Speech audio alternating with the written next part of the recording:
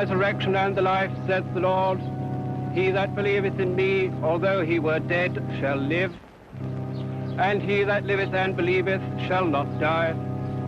Unto Almighty God we commend his body to the ground, earth to earth, ashes to ashes, dust to dust, in sure and certain hope that at the resurrection he will rise again to everlasting life.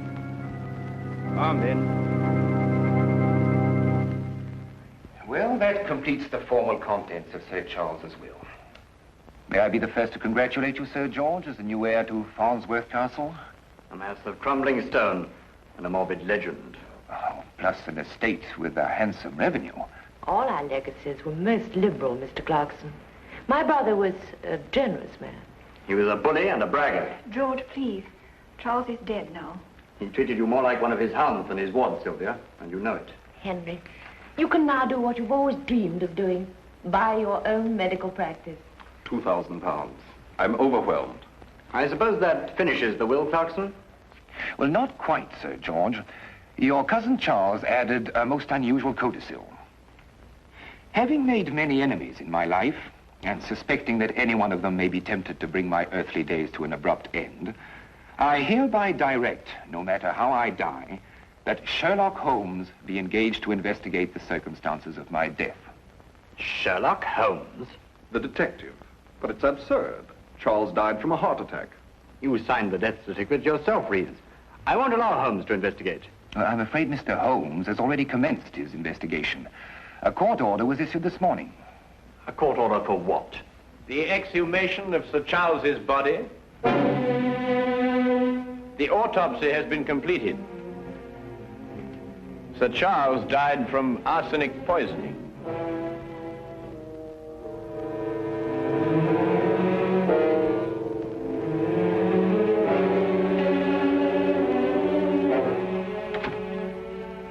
Elizabeth. It's incredible. Who could have done it? Arsenic. Only one of us. You, or I, or Henry, or Sylvia. Oh, no. Not Sylvia, no. She had no reason. She had the same reason we all had. Charles' death set her free, just as it set the rest of us free. Are Holmes and Lestrade still up in the tower room? Yes, and Dr. Watson is there, too. Why is Holmes so interested in the tower room? Because Charles died there, I suppose. Or perhaps Mr. Holmes is interested in the legend.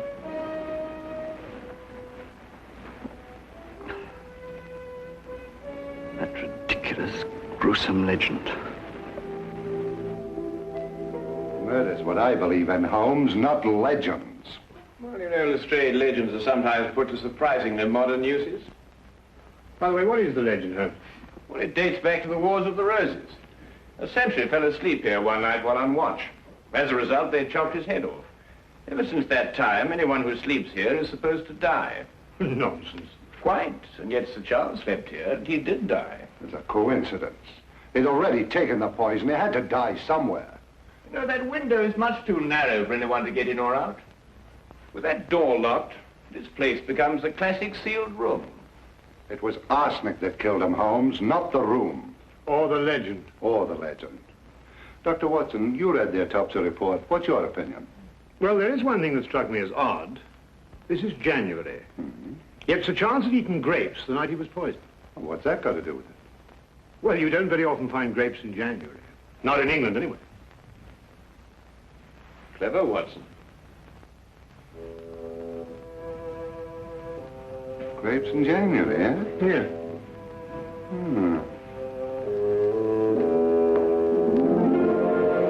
Arsenic. Out of this jar.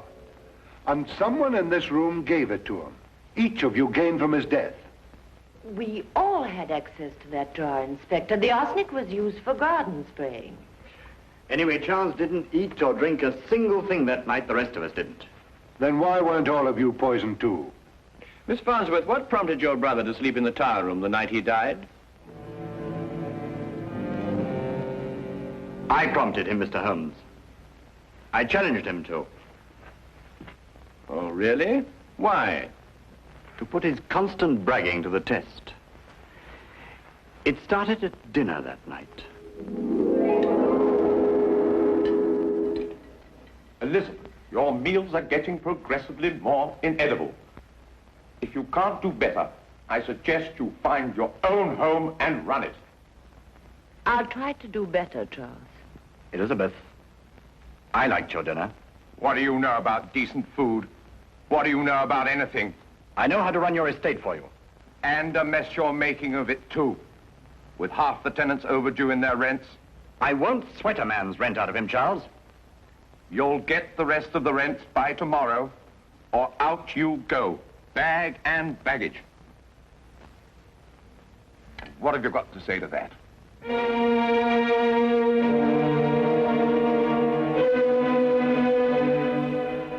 I'll collect the rents by noon tomorrow. Why must you always humiliate us, Charles? Have you no decency, no human feelings? I'm not a weak knee like George here, if that's what you mean. Courage isn't always physical, Charles. Courage. You remember the time I locked you in the tower room? You screamed like a stuck pig. I was 7 years old, not a big, brave man like you. What do you mean by that? You dared lock a little boy in that room, but you never dared spend a night in it yourself. You think I believe that stupid legend? Yes, and fear it. Just as you fear anything you cannot hear or see or touch. You locked me in to frighten me, because you yourself would have been frightened.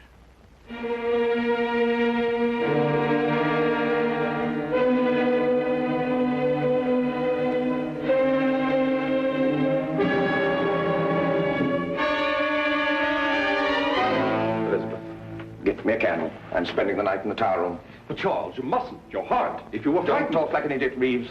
Frightened of what? An old wives' tale?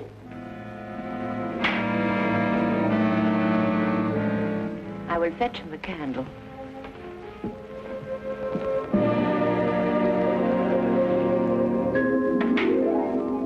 I had to break open the tower room next morning.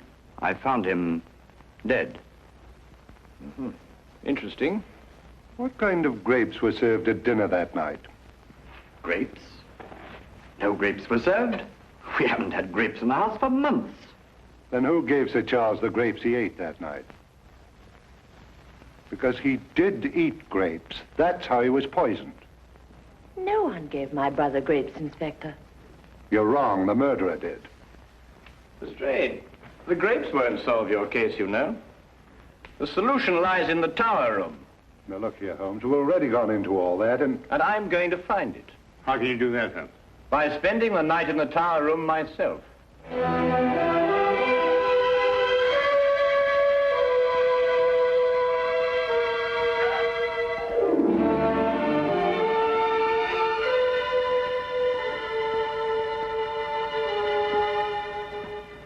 Mr. Holmes, I think you are wrong to take the legend of Farnsworth Castle so lightly. On the contrary, Miss Farnsworth, I'm taking it very seriously. Then be on guard, Mr. Holmes, and stay awake.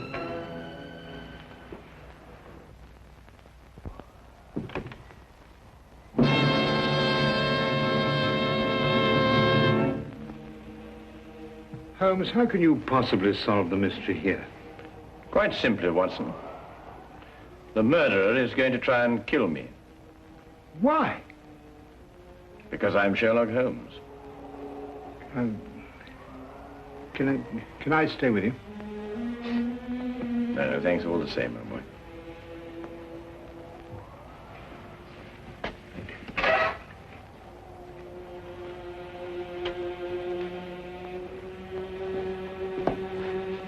Holmes, if anything happens, you will shout, won't you? Yes, yes. Loud and strong.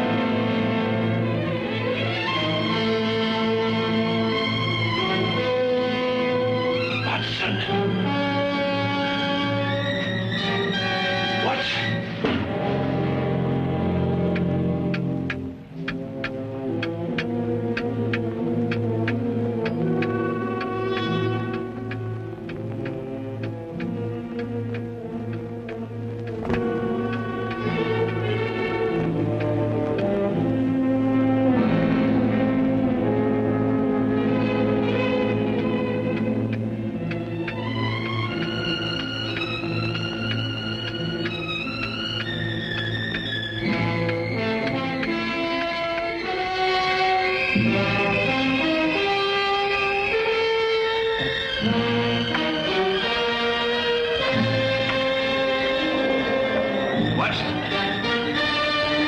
Watson!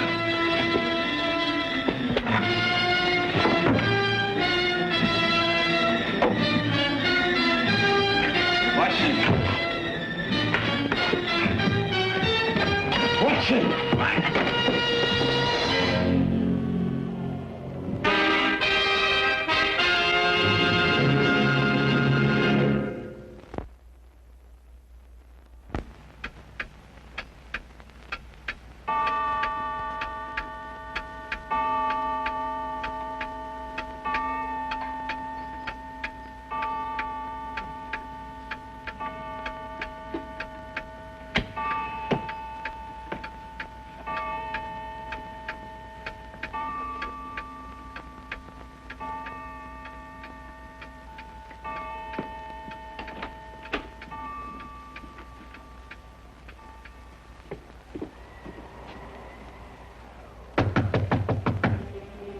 Holmes?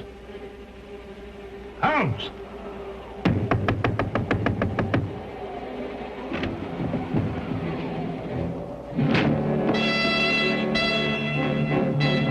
Holmes!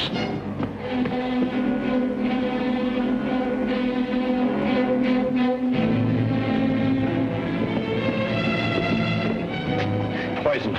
Watson, I'll get you back to my room.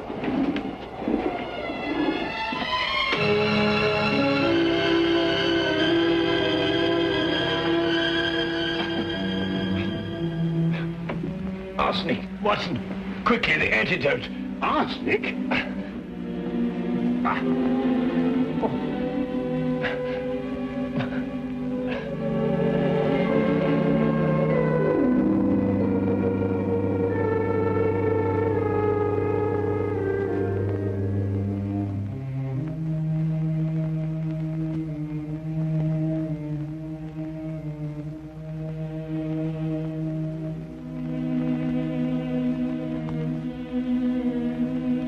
Very cunning, Watson. Yes, maybe, Holmes, but I don't understand. After all, you and I ate the same thing the entire evening.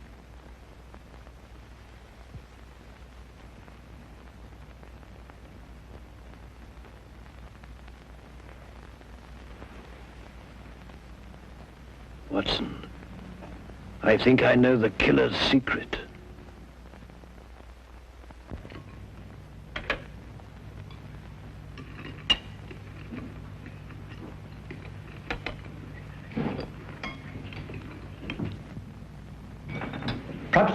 Perhaps I'd better go out and wake Holmes. It is getting rather late. Not that I believe in any of this superstitious nonsense, mind you, but... But you do believe in murder, eh, Dr. Reeves? Holmes?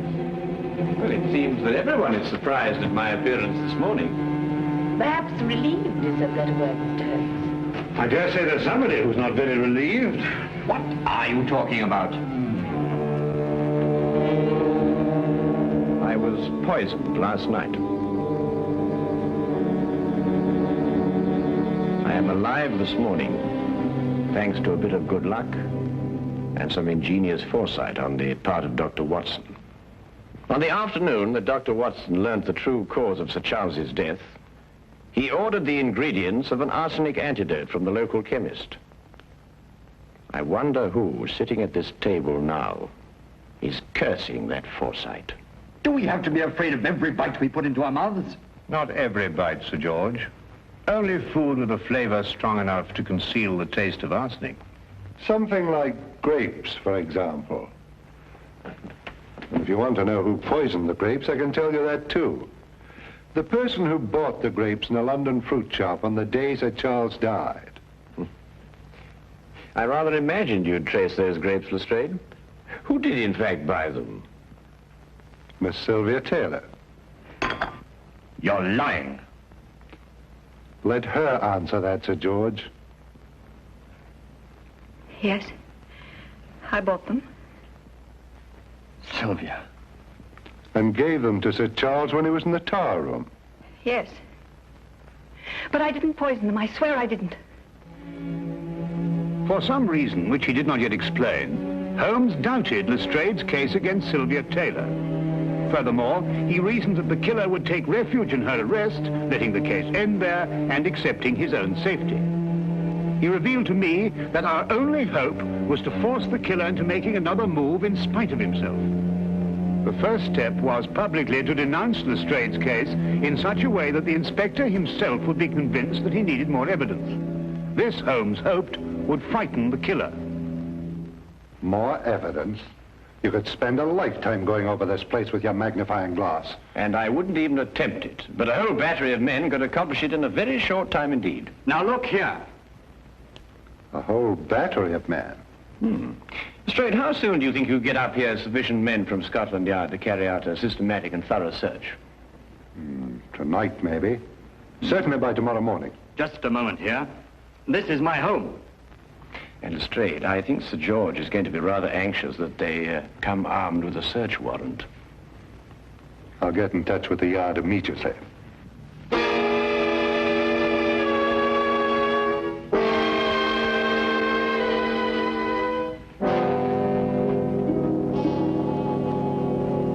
Watson, you're sure no one's left the house? Bobby on the door said nobody had gone in or out all day. Well, I hope we haven't been outwitted on this. It's been a very tiring time, Holmes, watching every move that's being made and getting nowhere. Yet we can't afford to let up now, Watson. The pressure's really on him, you know. He's got fear to contend with. Oh, Holmes, why do you keep crossing to that window? You know, I think it's your pacing up and down all day that's made me more nervous than anything else. There it is, Watson. What? Quickly, Watson, the tower room. Coming, Holmes.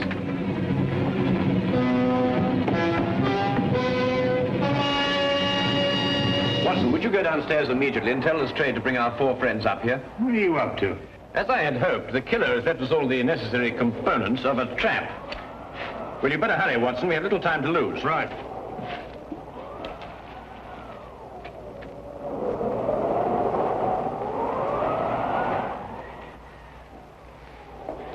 Won't you sit down here?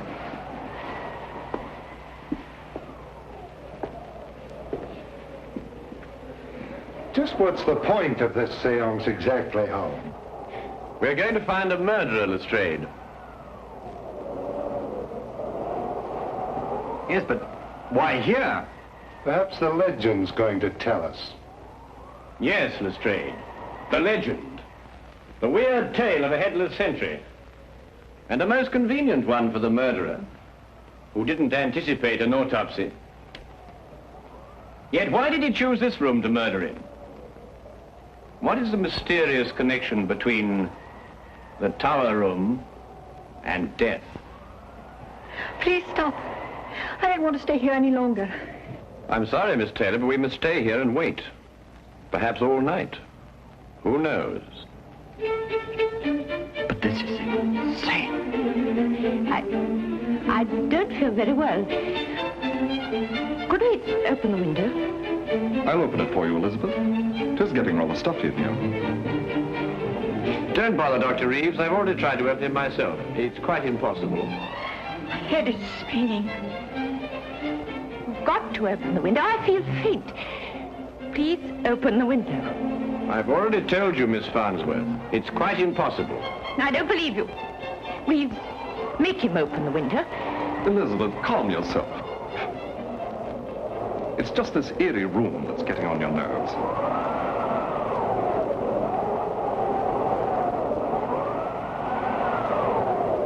That confounded wind. It's enough to send you out of your mind. Mr. Holmes, can't we settle this downstairs? Please try to be calm, all of you. As I said before, we may have quite a long wait here.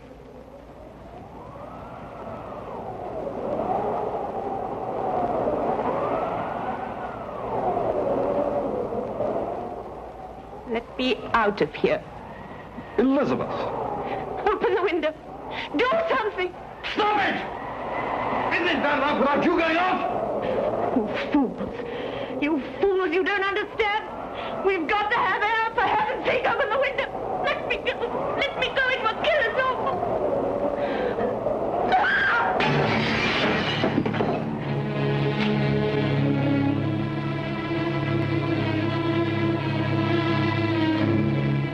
really wasn't necessary to smash the window, Miss Farnsworth.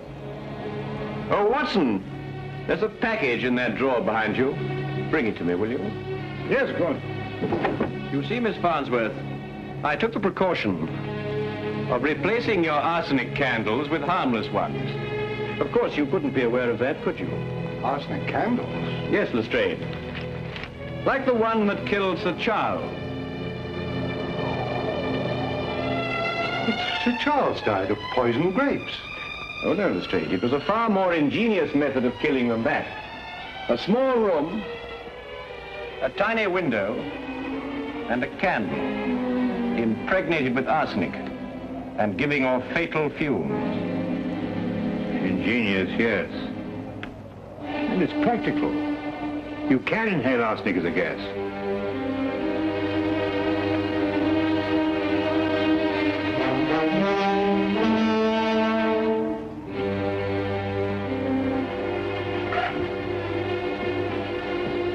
Follow it, officer.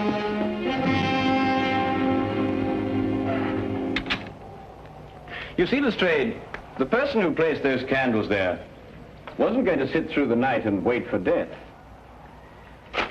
She had to give herself away. I'm sorry to upset all of you, but quite frankly, I didn't know which one of you it was. But Holmes, why did she choose this room to destroy the candles? Because this was the only room in the castle that she could be sure would be deserted that night. The legend, you see.